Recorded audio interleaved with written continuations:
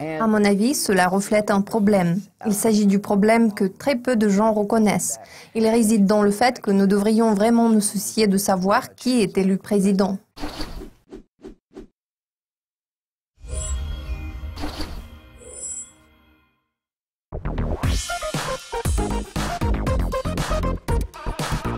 Commençons par le rôle du gouvernement et l'application appropriée de la loi.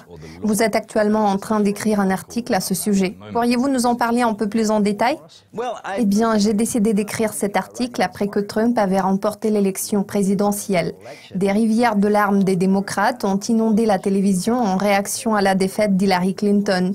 À mon avis, cela reflète un problème. Il s'agit du problème que très peu de gens reconnaissent.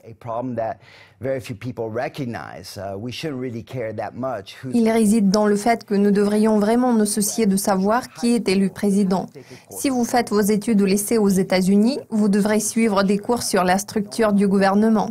En règle générale, ils n'abordent pas le sujet du rôle approprié du gouvernement ou des limites concernant l'application de la loi. Si c'était le cas, ils seraient obligés de lire l'article de Frédéric Bastiat écrit en 1850, intitulé « La loi ». Cet article a été écrit 2 ans après la Révolution française de 1848. Les thèses fondamentales de Bastiat n'ont rien perdu de leur validité, puisqu'il s'agit de vérités éternelles. Selon les postulats de Bastiat, en tant qu'individu, nous avons des droits naturels. Nous avons le droit à la vie, à la liberté et à la propriété. Le rôle de la loi réside dans l'organisation collective de la réalisation du droit naturel à la vie, à la liberté ou à la propriété de chaque individu. Comme l'a dit Bastiat, toute personne a le droit de se référer à la loi pour défendre légalement ses intérêts. C'est pour cette raison que la force collective, qui n'est qu'une combinaison des forces individuelles, peut légitimement être utilisée dans le même but. Elle ne peut pas être utilisée légitimement à d'autres fins. Bastiat a identifié 2 sources d'application illégitime de la loi. La première source est ce qu'il appelle la cupidité stupide, dans le sens où vous ne pourriez pas voler de l'argent à votre voisin, mais cela ne poserait pas de problème pour vous si le gouvernement utilisait un prétexte juridique pour s'emparer de ce qui lui appartient en votre nom.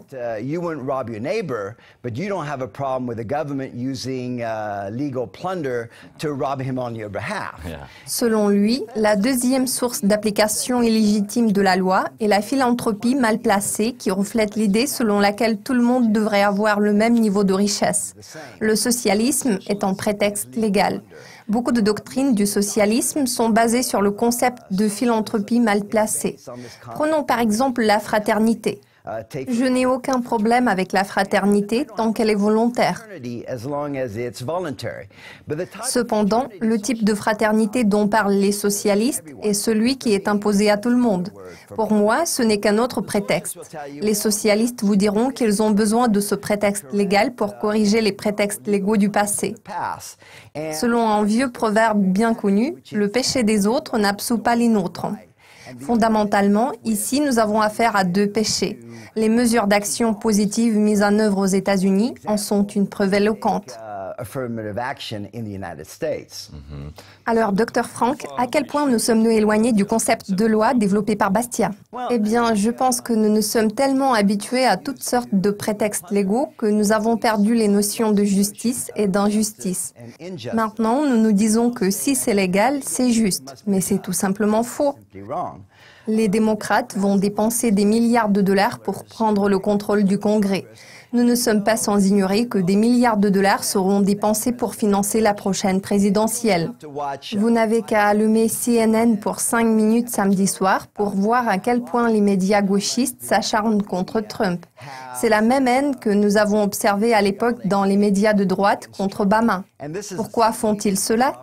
C'est très simple. Soit ils veulent se protéger contre tous ces prétextes légaux, soit ils veulent y participer.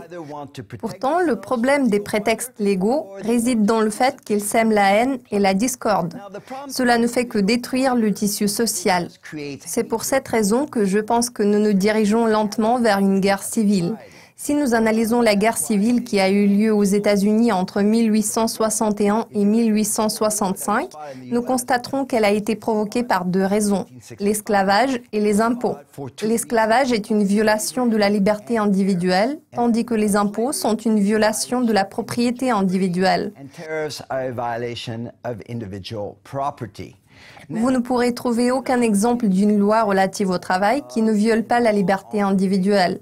Aucun transfert forcé d'une personne à l'autre ne se passe sans violation du droit à la propriété individuelle.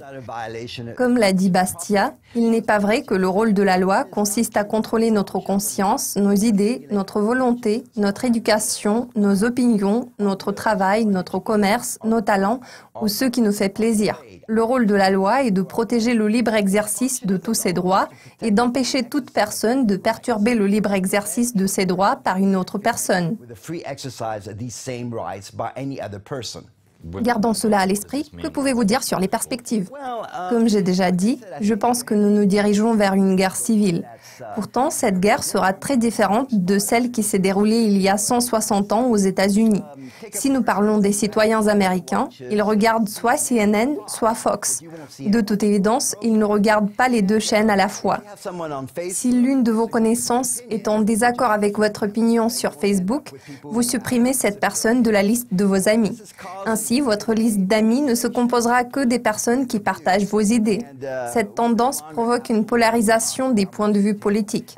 Les gens ne mènent plus de discussions politiques autour de la table. Tout le monde essaye d'éviter toutes sortes de désaccords. Nous devons nous rappeler que la loi signifie l'application de la justice. En réalité, la loi est un concept qui réside dans la négation. Permettez-moi de vous expliquer ce qui précède.